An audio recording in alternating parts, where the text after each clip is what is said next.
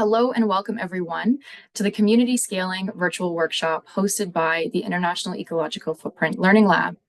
My name is Peri Dworatzek, and I'm excited to be moderating this hour-and-a-half session today. I'll start with a little bit about myself. I am the Partnership Coordinator for the International Ecological Footprint Learning Lab, also known as EIFL, along with being a PhD student at York University. In my studies, I'm exploring how and if ecological footprint calculators can be tools to incite behavior change in the context of needed socioeconomic transitions.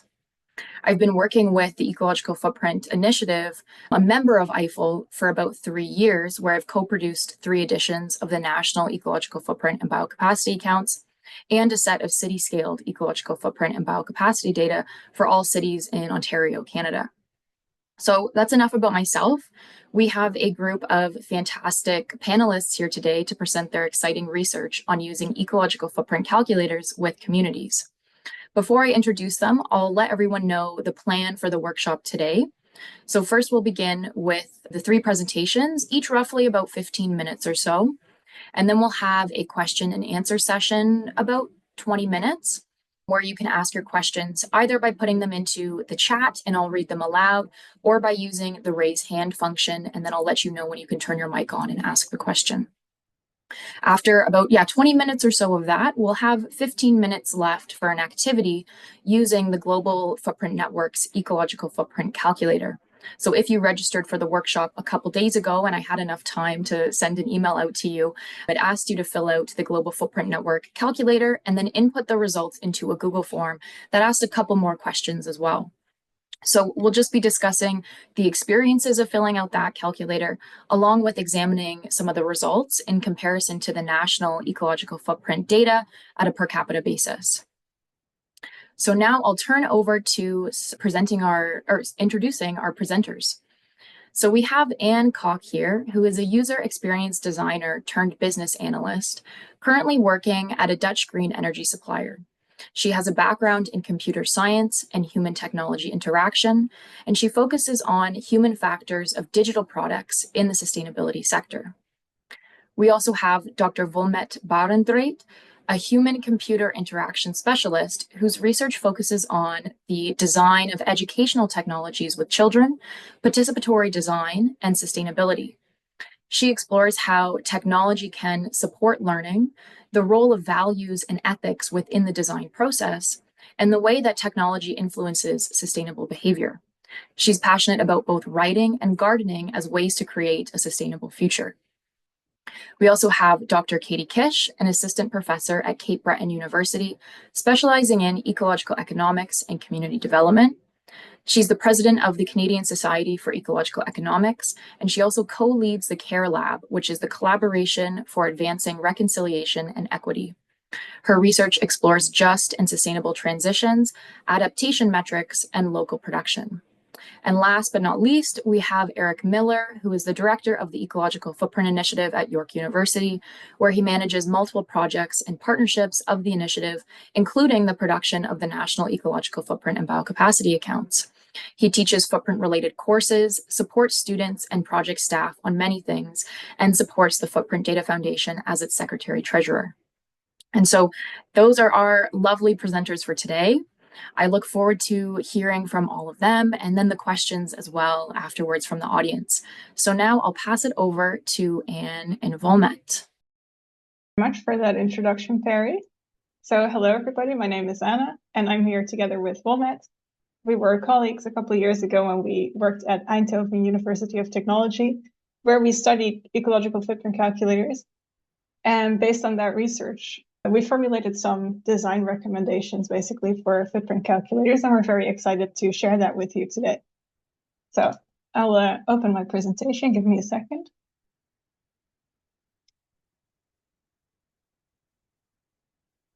There we go. So I will be doing the presentation on behalf of both of us, but Wilma is also here and she will also be joining the Q&A session. So you're free to ask both of us any of your questions. So these 15 minutes I will spend on first telling you a bit about what we studied and why we did that. And then I'll take you through the results, which will be the lion's share of the time today. So looking at the different types of users of footprint calculators that we were able to identify, and then mostly talking about the design recommendations for footprint calculators. So what we studied were digital footprint calculators targeting individuals, similar to the one that all of you have hopefully completed before joining this webinar. So you see the small screenshot here from the footprint network calculator. That's the one that you guys did as well.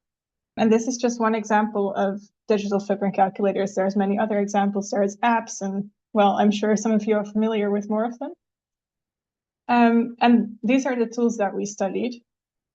Yeah, so you've seen your results will look something like this. Maybe for the people who haven't filled out this calculator yet, you get a result in terms of how big your footprint is, or in case of this calculator, it tells you how many Earths we would need if everyone had the same sort of consumption patterns and lifestyle as you do.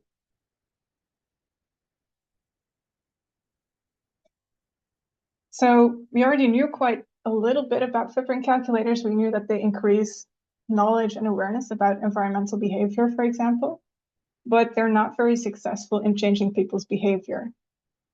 And that's, sorry, I had something blocking my speaker notes there. And that's likely partly due to the fact that footprint calculators, they don't see very high adoption rates, and they're also typically used only one time. So they're not really embedded into people's lives. And that's not great for behavior change, because if you want to change people's habits, then you need to give them feedback regularly and allow them to also track their progress. So we were wondering how we could design calculators in such a way that people want to use them and also continue to use them. But very little was known about this. So we set out to investigate what are users' experiences with footprint calculators and what are their preferences regarding the design and functionality of these tools. And to relate it to the title of this webinar, our findings do show that people's communities play quite a large role in this.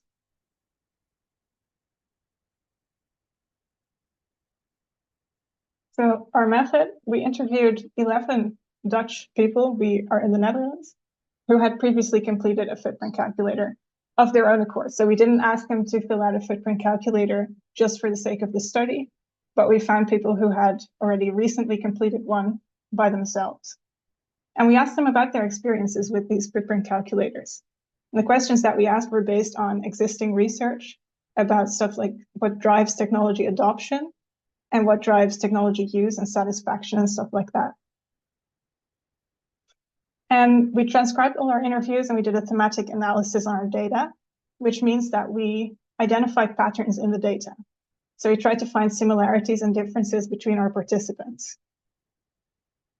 And one of the patterns that we found were the different types of users of footprint calculators. So we saw a pretty clear distinction between explorers and environmentalists. Those are the terms that we came up with, but I'll tell you what we mean. So about half our participants were explorers who were relatively new to the sustainability domain. So they had some, but only limited interest in environmental issues. And when they used a footprint calculator, they were looking for the bigger picture. So what is my climate impact? And what are some steps that I can take to reduce it? Then on the other hand, there were some people who we call environmentalists. And these people, they had very strong knowledge already about the sustainability domain. And typically they'd also already taken several steps towards a more sustainable lifestyle. So these people also had stronger biospheric values, which is something we measured, and that basically means people's amount of concern for nature and the environment. So that was also a sort of distinction between these two types of footprint calculator users.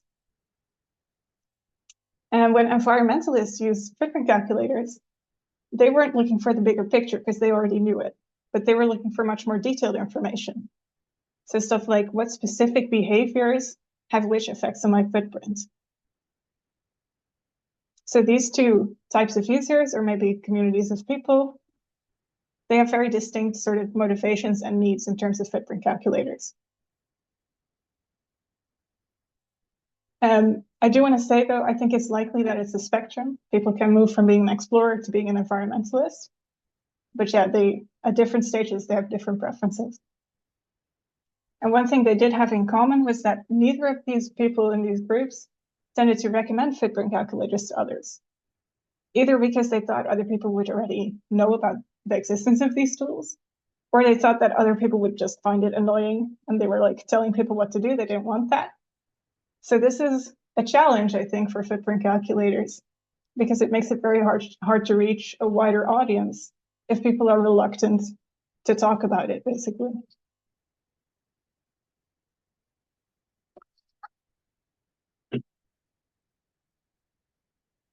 So with this in mind, I'll take you through some of the design recommendations that we formulated based on our research. I don't have time to go through all of them. You can find them in our paper, but these are, I think, the most important ones. So let's start with the first step, adoption. So getting people to actually use these footprint calculators. Our first recommendation for that would be to target different communities according to their needs. So we already saw these explorers versus environmentalists difference. For example, for explorers, it could be interesting to use a quick test. So to have a very basic tool that you can fill out quickly and easily, and that lowers the adoption threshold.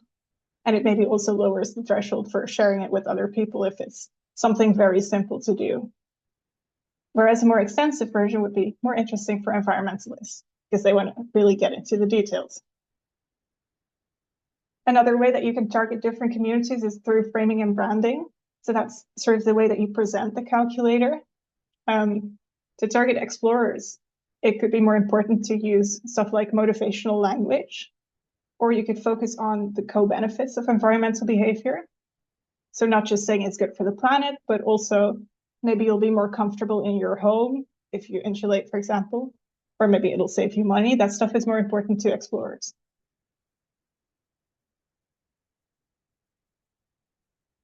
Then our second recommendation for adoption is to let the calculator be hosted or endorsed by trusted parties. Explorers can be scared off if organizations behind the calculators have too obvious an agenda. Like this participant said, if I find this hardcore environmental website, which in my opinion often tends to be kind of politically motivated, I'll be skeptical about it, which, I guess it makes sense. And all the people that we talked to actually said, well, I don't know if it was all of them, but most of them tended to use a calculator because someone they trusted mentioned it to them. But they themselves are hesitant to recommend it to others. So that's why these third-party endorsements or maybe mentions in mainstream media, maybe even celebrity endorsements, I don't know, could be a very effective way to increase adoption and spread the word, basically. Then thirdly, maybe an open door, but facilitate easy sharing. If people are reluctant to share, at least make it as easy as possible for them to do so. Have maybe like default message that you can share on social media, like, hey, this is my results and this is a link to the calculator. Especially for explorers, that might entice them to post their results. So once you've got people to use a calculator, they're adopting it now. How do you make sure they like the experience? Well, the first recommendation for this, facilitate easy and complete data entry. It sounds obvious maybe, but a lot of calculators don't do this because it's frankly quite difficult to do this. Explorers tend to get frustrated if a calculator is too hard or too difficult to fill out, and environmentalists get frustrated if they can't enter all of the details that they want to enter. Like one participant of ours said, I didn't feel like the calculator could really capture my situation, and that means that they also don't trust the results. So ways to help with data entry is to provide averages to help people guess better, especially for explorers. To make sure that people can enter all the things they do for the environment. Something like avoiding plastics is something that's missing in a lot of calculators. And also to make sure that if you design multiple choice questions, that the answers sort of give everyone an option. Maybe even automated data collection could be a very interesting way to help people put in the data that they want to put in. Next recommendation would be to contextualize results. This is very important because even for environmentalists, if you tell them your footprint is X kilograms of CO2, they don't know what that means. And so it's really important to put that into context. And there's three ways you can do it. The first is through relevant real-life concepts. So give stuff like number of planets or football fields or something that people understand what it means. The second way to do it is to compare to averages. So this tells you, is your footprint above or below average? And it really helps people to interpret their data. But especially for environmentalists, the group that they're being compared to should be specific and relevant. So one of our participants said, I'd like to know other families who also have 2 small children, how much did they spend on clothing for the kids? This is super specific, but it illustrates that it's important to him that he's not just being compared to, I don't know, the family 2 doors down who is nothing like him. A caveat here, though, is that if people see that they're doing better than average, they can actually get demotivated. So be careful with the comparisons. And the third way to contextualize results is to do this through comparison or competition with individual others in a community. This was very interesting to the people we interviewed, and they said they'd be excited to compare, for example, through competitions within their neighborhood or within families or within their friend groups. So one of our explorers said, it would be so cool to have an app in which you could connect with your friends and get a weekly score of who has the smallest footprint or who ate the least meat or something. So stuff like this is something that people say they are very excited about. Of course, we would have to see if in practice that's also the case, but it could definitely increase discussion and also help people to support each other in their efforts.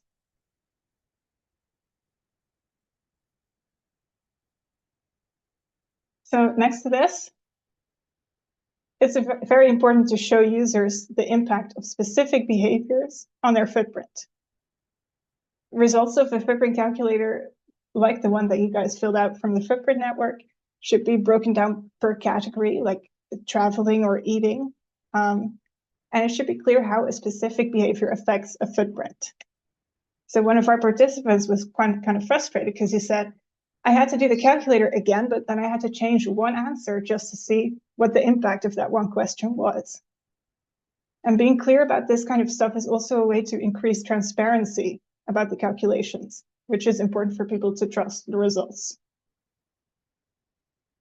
Now, in line with that, to encourage continued use of a calculator so that people can come back to it more often and embed it into their lives, a calculator should allow users to monitor the effects of their behavior on their footprint over time, so that they can see if I stop eating meat, for example, then this is the effect it will have on my footprint. And they can try stuff out and see how it affects their results, basically. Even if you can monitor your footprint, though, that might not yet be enough reason for people to keep coming back. So it's also important to continuously offer new information. Similar to the comparisons, this is one to be kind of careful with because you also don't want to overload people with information, but regularly providing, for example, interesting news articles or tips or feedback to keep people engaged is going to help them stay interested.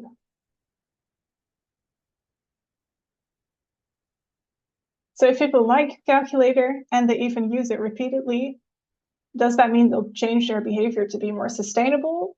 Not necessarily. Our participants did say that footprint calculators increased their awareness, and some people did also report that they made changes in their behavior as a direct result of the footprint calculator. For example, one person said they had their first vegetarian meal, like on purpose, as a direct result of it, which I thought was pretty cool because they saw the impact of meat eating. They were like, okay, I'm gonna try to do less of that. But changing habits is hard, guys, and it can feel like a very daunting task to fight climate change. And people can lose their motivation as well if people see that they're using, well, like this participant said, you're trying so hard and you still need 1.7 planets. And I'm like, what more do I have to do still? So she was kind of discouraged by the results.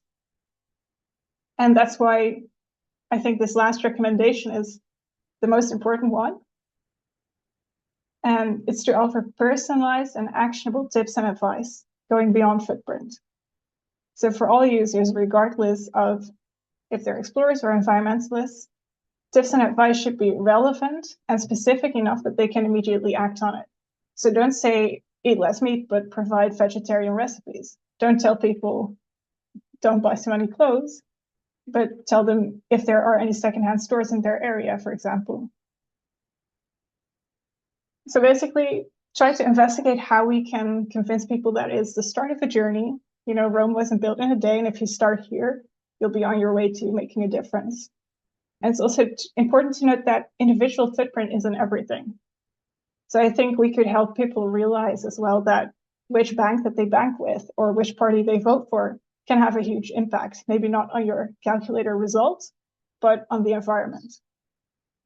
And related to that, you could even focus on handprints, so your positive impact, which is stuff like activism or maybe getting others excited about sustainability. And that's especially interesting to environmentalists. So as seen in these recommendations, a footprint calculator is going to be more appealing and possibly also more effective when it takes the user's personal context into account, both in their branding and their results. And if it allows the user to embed this footprint calculator into their context and into their community through comparisons, through discussions, monitoring, and direct action. So with that, I'm very excited to pass the floor to Katie, who actually went through the process of designing a calculator in a participatory way. So I'm also very excited for her presentation. Thank you guys for your attention, and Katie, take it away. Thank you so much. Now I'm just hoping that the calculator that we did hit all of your recommendations. We'll see. Maybe someone can keep track for us and see which ones we did well on. So yeah, thank you so much. I'm really happy to be here. I'm really excited to be talking with Footprint folks again. It's always a really great group to engage with. So I really appreciate the invitation. And I assume you can see that, and I see head nods, so that's good enough for me. So hi, my name is Katie. I work at the Shannon School of Business at Cape Breton University, and I used to work at York University with Eric and Peri, doing work on community footprinting, and I've taken that with me here to Cape Breton. And community footprinting is really about taking a broader approach instead of just looking at individuals' resource consumption. We want to look at how groups of people, neighborhoods or regions, cultural communities, how they interact with their environment and the economy and the ways that that can reflect their values and traditions and social structures to try and integrate local realities into this sustainability measurement that is used so frequently and is such a comprehensive and good one. So my work with this started when I began my work at York with Eric Miller and Peter Victor. And I was just thinking, this was 5 years ago, which it doesn't seem that long ago, but it was. But part of our process then is that we needed to meet some goals. And one of them was to get an overview of the demand of the ecological footprint among Canadian stakeholders. So we interviewed just around slightly less than 30 key sustainability stakeholders in Canada, people who worked at NGOs, politicians at different levels of government. And we did that until we started to hear a similar story kind of coming over and over again. Then that was that there needs to be better data, not just for the national level, but for communities, ways for communities to engage with the footprint. And that's not only backed by what stakeholders want. We know from the literature that community level change is more effective for long-term change than individual level change.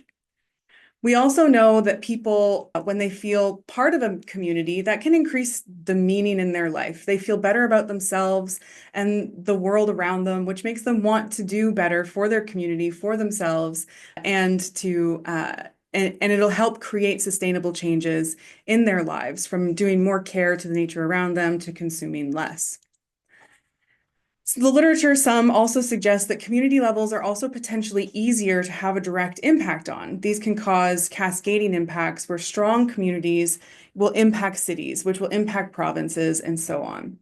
So we knew all of that about communities, and then stakeholders are asking for it. So it would seem that community scaling of the footprint would be a good thing to focus on, and that we would need to look at how to provide some collective goals to help strengthen community commitment to sustainability.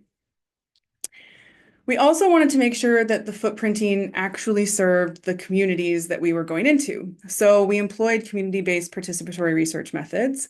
So this is a process where we co-create research approaches. So instead of researchers just deciding what is important and then gathering that data on the community and then making a footprint calculator for them or whatever, we work with the community in every step of the process. So it also means that we have to recognize that people living in places understand their own challenges and opportunities best and put our trust in them. So our role as researchers then isn't just to analyze data, but to listen and collaborate and then amplify community knowledge in ways that are meaningful and useful so that that product becomes, a part of their community as well. At Eiffel, we've done this with increasingly higher levels of community engagement. So I'm going to share 3 of those, beginning very briefly with our work on Ontario parishes, and then going into the Métis Nation of Ontario work, and then some upcoming things that we are planning to do here in Cape Breton. So starting with the parishes, we wanted to create a calculator for religious groups that would encourage environmental behavior. This was our first really hyper-local community footprint venture, and so we were faced initially with 2 lines of questioning. The first one was, how can we measure the communities, the data question? And Eric is going to handle that question later, not me. I looked at the behavior change part of that. What kinds of changes are effective for sustainability? What kind of behavior change options will inspire communities to work together? So to answer this, we started by going through on our own each of the footprint categories and cross-referencing it with policies and values of alternative economic systems that can lead to change. And so that sort of created a baseline database for behavior change suggestions. And then we went to the community and we added in the community-based approach. We interviewed and worked with parish communities specifically on what would make sense culturally for that group. So we worked with 28 people and conducted interviews and surveys and focus groups to identify specific behavior changes that were meaningful. And we really focused on the behavior change questions this time, whereas in the next one, it was also in the questions that we focused. So with their input, we made this list of behavior change suggestions that match the community, what the community was interested in doing that would help reduce their different categories of footprinting. So things like retrofitting churches to improve by improving insulation, installing LED lights, reducing heating and lighting by holding outdoor services. Churches tend to have a lot of land, so planting trees, native species. Reducing car use by encouraging localized Sunday services, doing online newsletters, digital newsletters and QR codes for service materials. So very specific to their context. And so this was a very good start to community footprinting. And then we took it a step further with the Métis Nation of Ontario. So the Métis Nation of Ontario calculator, we were approached by Shared Values Solutions to make the calculator. So the idea was to measure sustainability through a Métis cultural lens rather than using generic eco-footprint models, because these don't necessarily reflect Indigenous ways of life. Most calculators don't, and so we wanted to create one that would. This was a collaborative effort between the Métis Nation of Ontario, us at Eiffel, and then also Vincent Design, which is an Indigenous website design company, and then Shared Values Solutions, which is an Indigenous focused consulting firm that would help us facilitate the community engagement elements of the project. So we co-developed the calculator, both the questions and the behavior change outcomes. That's a link to the calculator. You can go and look at it. It's hosted on the MNO website, the Métis Nation website. We did interviews and focus groups with Métis elders and youth and knowledge holders. We wanted to make sure there were multiple generations that were represented. And we did community-led identification of sustainability factors. So we asked the Métis participants what exactly mattered in their daily lives instead of just assuming that we already knew, and what types of transportation they were using a lot more, that they might be using that other people are not using, that kind of thing, so that we could tailor the questions to their lives. And then we also co-designed behavior change recommendations. So rather than having generic advice like buy an electric car, the tool suggests actions that are aligned with Métis culture. So things like buying from Métis artisans instead of mass-produced goods, supporting local hunters and fishers, reducing waste through traditional Métis food preservation techniques. So we were able to blend some of the Western ecological footprint science with the Métis knowledge, and it created this tool that is both scientifically sound and really culturally meaningful. I think it's a very interesting calculator, and I do encourage you to go take a look. It's the first of its kind that integrates Métis knowledge and the way of life into these questions and calculations. We were also careful, it was Ontario based, so Métis are not only in Ontario, but they are elsewhere, but this was Ontario focused. So we did also look specifically at Métis regions across Ontario to ensure that suggestions were locally relevant for each of their communities. So then when they did the calculator, these are screenshots from the calculator itself, they could input their region, which would then tailor the behavior change suggestions to where they were specifically. And then we included several Métis specific questions, such as including consideration of hunting and gathering and harvesting foods. Also, one of the things that came out in the interviews was that they travel significantly by ATV. That's not in a usual footprint calculator. And so we included that in ours. And then also prioritizing purchases from Métis producers and how often they do that. Another unique element was asking what they did for personal care and ecological stewardship. So this was more for informational purposes, but also to get a more comprehensive picture of what people were doing for well-being. And this was the Métis Nation of Ontario asked us to do this so that they could be more informed about how to improve the well-being of their residents in different regions, and to see if there were ways to overlap with improved well-being and reducing the footprint. The results it showed them very similar results to what you see on the Global Footprint Network website. It will tell you how big your footprint is, and then it compares it to the rest of the community. And then it produces these behavior change suggestions that are very specific to Métis culture. So this is an example of what they might see. So suggestion was to participate in traditional cooking and gardening workshops that are held by the MNO, and that you could look to the MNO office and community council for opportunities about that. We did do these localized suggestions instead of saying, you change your food habits. Instead, it was you're near Thunder Bay and there's something called the Good Food Box program. Here's a link to that so that you can go and you can get engaged with that around food security and access to local foods. And then there was some really, again, specific things around Métis teachings, including these videos. So I'm not going to play the video, but when you go through at the end, there's a video at the end of each behavior change suggestion. These are videos from Métis elders on how values and behavior in Métis teachings can connect to the environment, just to connect it back to some of the intergenerational learning. So this was an interesting process. I really enjoyed doing it. And there were some things that we learned that I think were important for going forward.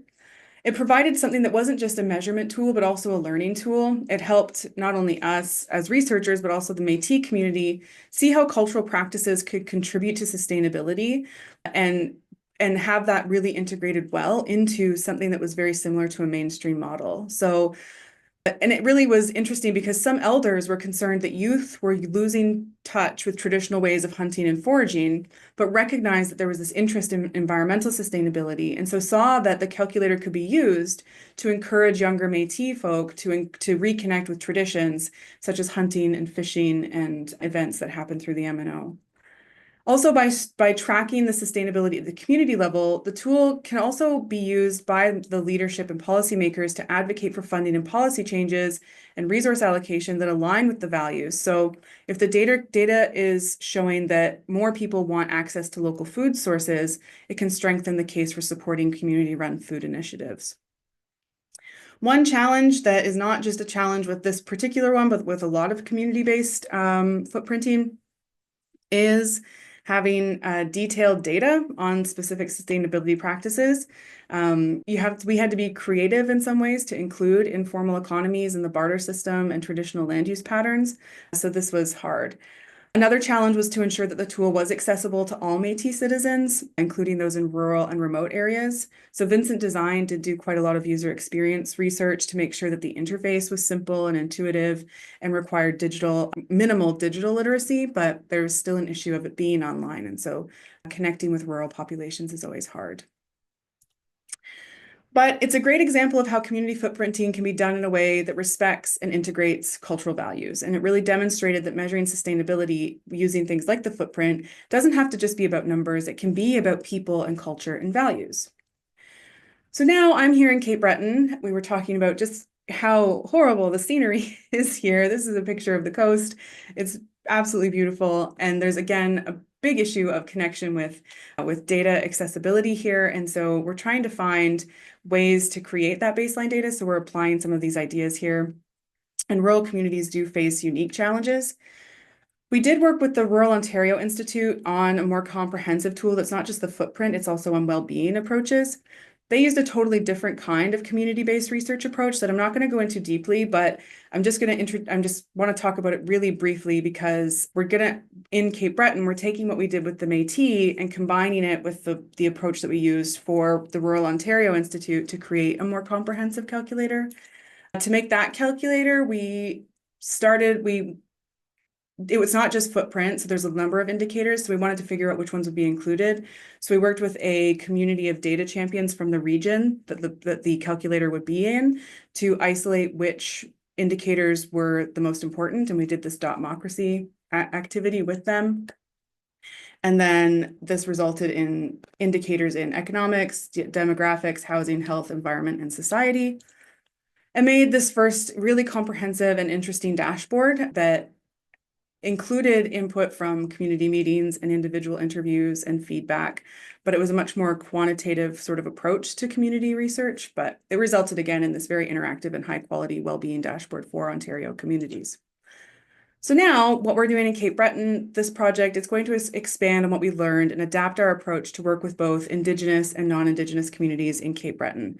So here in Cape Breton, we call this taking a two-eyed seeing approach or Edawaptimunk.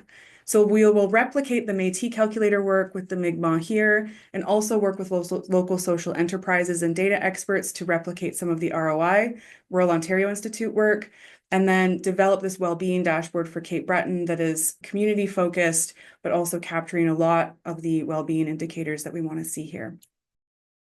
Thank you for this opportunity to present. I'm going to elaborate with sort of a behind the scenes look on the calculators that Katie spoke about. But before I get to the behind the scenes, I thought I would front end it with some reflections overall, which I hope would be meaningful to everyone on this webinar who might be at the very starting point of this with an interest in, let's say, maybe developing a calculator locally or adapting one for a locality, and also engaging with different levels of community, different numbers of people within some kind of a group, whether that's a small group or whether that's a very large group. So speaking about coefficients and calibrations for community and ecological footprint calculations and calculators, I'll start off with some comments about baseline data to inform community calculations. And again, when we're talking about community, we're using community in a broad sense. Community can be, as was already profiled, groups of people that are connected by some kind of elements of commonality. And so they can be small groups of people, they can be very large in terms of numbers, they can be ones that really know each other very well and ones that don't necessarily know each other. And so that would also include, for example, members of, let's say, students within a class, or it could be, let's say, everybody within a university, etc. So one thing that works, I think, to all of our advantage in terms of ecological footprint calculations and calculators is that our team here at York University, working with others through the International Ecological Footprint Learning Lab, we generate national ecological footprint data by footprint component for all countries across the planet from 1961 to the present. So that means no matter where you are, when you're connecting in, watching this video or participating in this workshop live, you can get access to the ecological footprint by component for your country and your year. Now, in some cases, we've also engaged in generating what are called subnational accounts. So accounts that are, let's say, more specific to maybe a province or a state or a city, something that's sort of below the level of the nation state. And sometimes those accounts might also be expanded on by the activity or the good and service and the expenditure category. And so in our cases, we had the benefit of this because we generated such subnational accounts for the province of Ontario. So we were able to start with that data, although for everyone else here, you can still start, of course, with the national data. In terms of the sort of details of goods and services and expenditure categories, for example, it's often helpful in these investigations from a data perspective to distinguish between consumption and investment. And then typically the way this is arranged in economic accounts, which structures a lot of the data available by national statistical agencies, is to distinguish between household consumption, government consumption, and investment in fixed capital. Technically speaking, typically it's called gross fixed capital formation, and that's what the data would be termed typically within statistical frameworks in that. There's existing census data that's very useful in this regard. Surveys of household expenditures, where surveys of household expenditures will typically have details around the category of expense on something. For example, vacations, subscriptions to magazines and newspapers, the amount spent on vegetables and fruit and so on, which is very useful. So depending upon what level of data is available, then from that, we can consider those baseline data sources to have some sense of what the average per capita ecological footprint is, optionally by footprint component, and or possibly by category, depending upon the data that you're working with. And as you've already heard from previous speakers, one of the ways to engage in generating empirics about your own ecological footprint or the ecological footprint of your household or of your community as a whole, or even as your share of your community, is to develop coefficients to figure out how far from the average am I, or is my household, or is my community. And so if we can figure out, and sort of reflecting on Anne's comments about some people being really keen to investigate deeply about things and provide lots of information, others less so, it's sort of the art and the science, I guess, of this is to figure out what are the questions that are the most significant to ask to get the data that is the most significant for showing the extent to which one person might be different than the average, assuming that that difference is also something that can be enacted through behavioral change and so on, engaging with others in the community. So this is the framework that I'll show some examples on.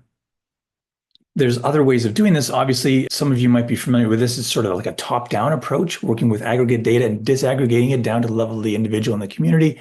One could also do a bottom-up approach. A bottom-up approach is no more demanding in terms of the amount of data and research and so on that need to be done as part of that. But I just do want to mention that there are other ways of engaging on this. Okay, so from that, some more reflections of what affects ecological footprint. And so this is where when we're engaging in these kind of questions and calibrating their answers and relating them to global hectares of ecological footprint, I just want to make a point. I think that it's appropriate to think about different sort of levels of aggregation at a small scale, because these are all very significant. And so, for example, my household size and living space is quite significant, both in terms of being a comparison with others, as Anne mentioned with some of the extracts of some of the participants there, and more generally, my household's choices or lock-ins or behaviors. Not everything is within the realm of a choice, of course, and we have to be attentive to that, because people will be frustrated if it's the case that it makes it seem as if everything is of their own choosing, even if it is not.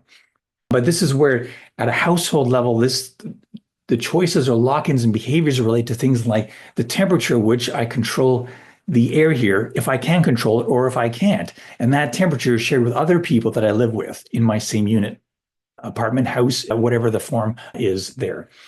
My community's choices, lock-ins and behaviors. Again, the community may or may not play a very big role in that. But of course, as a member of the faith community, then at least, a certain portion of one's time is spent with those members, possibly in that facility, let's say, of a church or a religious sort of building and so on. Broader than that, my jurisdiction's choice of lock-ins and behaviors. The way that electricity is generated in my community or in my province or state or city and so on. That's maybe not my individual choice, but it is something that relates very significantly to ecological footprint. And of course, my personal choices. A lot of these footprint calculators and the engagement on them tend to be around the individual, reflecting, of course, the dominant paradigm now culturally of a lot of interest in the individual. But I think it's important to keep all these things in mind. And so the first little bit of empirics I'll share with you is some calculations I did at an aggregate level before we engaged in these calculations. In Ontario, because we had data, the province of Ontario, and we had it related to categories of expenditure, I went through each of those line items of categories of expenditure. We have 100 and something or other total lines, although they're aggregated by different themes and so on. And intuitively, I figured out like to what extent is like how much of that portion is affected by me individually that can be different than everyone else in my household. I can eat different things than the rest of the people here, but I can't change a sort of my little airspace at a different temperature than others in my household, etc. So I went through each of those things and figured out how does that balance sort of work. And this is the percentages that I came up with, although to Katie's point around sensitivity analysis, there's a very large plus or minuses in there depending upon these sort of details. So let me just say on approximately, I think this helps for storytelling. Let's say about a third of the ecological footprint relates to my household's choices and constraints and so on, a third sort of on a society level, and a third on an individual level. I don't know if this is the case for all OECD, but let's just say as a working assumption if maybe that's the case. And so which case, when we're engaging on this, I think it's sort of interesting, again, for how different am I or my community from the average. That probably relates a bit more into the household or personal or community level decisions, but not so much as societal ones. But not forgetting the point, like as Anne mentioned before, around engaging in, let's say, the politics or how one votes and so on. Those are all decisions and things that relate to that broader aggregate. What do I care about? What do we care about? Again, grounding this to, as Katie was saying, to make sure this is grounded to the community in which we're informing and serving, and how should we ask for relevant data. Very quickly, some other points that I thought I would mention. I'm working with different types of data. Non-monetary data is ideal if we can get things in terms of like distances, mass, and liters. Admittedly, that's hard to do because a lot of the times when we're thinking about how much we engage in consuming or investing in things is not in non-monetary terms, it's actually in monetary terms. But to the extent that we can ask questions dealing with some kind of distance, mass, volume, etc., then that's great because conversion to global hectares tends to be relatively constant over time. Whereas in terms of monetary data, as a last resort, it can always be converted into those.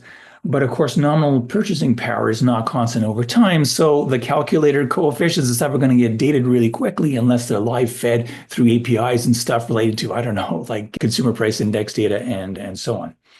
Time spent on something can be very useful, and there ought to be more attention paid to sort of time budgets and how people use their time. It can be useful, but also can be sometimes difficult to work with depending upon what it is that we're asking about. Hours flying can be very useful, much more useful than kilometers, because how does one know the kilometers between Toronto and Iceland? I don't know that off by heart, but if you tell me it's a 4.5 hour flight or a 5 hour flight, okay, that's something I can remember, something I can respond back to, for example. Whereas when it comes to like, how much time do you spend driving? Well, a big question. Is that in traffic? Is that on highways? Is that local, etc.? We ultimately want annual data to generate annual global hectares or some measures like that, but we might need to ask for data over different periods of time, like an average day, work day, week, month, year, and that kind of thing. And so that's where I think some questions lend themselves more to recalling on an annual basis, other ones less so, or to the extent that we can feed in sort of data collected by other devices or by financial transactions and other things to be mindful of that time period. A final point here to make on the empirics and the calibration side is that the carbon component, I would say, is easier to calibrate. And having done the exercises a few times of generating coefficients for each of these things, it's much easier to do. Then again, keep in mind that the virtues of engaging with ecological footprint is it's much more comprehensive than only greenhouse gas emissions or only carbon emissions. And there's a little bit of tunnel vision happening in the world over, a lot of focus on carbon, a lot of focus on greenhouse gases, but that's not the only thing in the realm of sustainability, of course. But for example, if we could ask for biophysical measures like massive stuff, asking for massive food, well, to convert that to global hectares, if you told us the massive carrots, I could tell you exactly what it is, depending on what country in the world from the data that we generate. But in aggregate of the massive food, it's kind of tricky. Same thing with massive fish, chicken, paper, for example. But if you give me massive emissions anywhere on this planet, it's relatively straightforward to turn that into global hectares because of the conversion is related to each unit of carbon emissions is precisely equal to this amount on a world average basis of forest area needed to sequester that. And so the cool thing with that is that, for example, in very rough ways, if you can obtain, let's say, a person's commuting and personal driving distance, compare that to the average per capita, or even if you have the total amount for the whole country or state or city, divide that by the number of residents to figure out what the average is, then We know how much more or less the distance traveled was, convert that into emissions, really straightforward, and then converting that to global hectares, really straightforward then. And then that way we can adjust the average per capita by adding or subtracting that difference. So you go with that average level that all of you can get for whatever country in the world you're in, ask some questions if they relate to emissions, do the calculations very straightforward, then that shows how much different they are compared to that as a starting point, even without getting into more details around food, living circumstances, and so on. So those are the points I wanted to make in aggregate, and I just wanted to show you very quickly some sort of screenshots or live working things behind the scenes. So for the parish calculator, we developed a Google form, and that is fairly straightforward for anyone to do. And so we developed the form and the questions and so on. And then with these questions, of course, in a Google form, you can't get real-time answers, but at least this can still be useful, at least for the pilot, like the first time of engaging with people, to figure out what questions are easier to answer or not, which ones are meaningful or not, which ones make sense, etc. And then from that, one can then get the raw survey data, codify that survey data, and then generate the results, let's say, in this case, by developing coefficients for each one of these responses as to how they compare to the Canadian average, let's say, or the Ontario average, or whatever the average is that you're dealing with. And then on a household basis, and then also on an individual basis, and then summing them up, and then et cetera. And that's how you can get then things like comparing to the average, the smallest, the largest, et cetera. And you can also, even in this case, it was wild that even this relatively small group of people that are all members of the environment sort of group within the parish, there's still quite a significant difference amongst them just from answering a few of those questions. And that's helpful because those are the ones that show the differences compared to the average related to those categories that they have control over, as distinct from other categories where you just assign them evenly to all of them. For the Métis Nation of Ontario ones, more complex. We provided to the designers of the website sort of a set of parameters and so on. And the way it worked is that for each of the questions on the website, the answer to the question will be put into this variable name.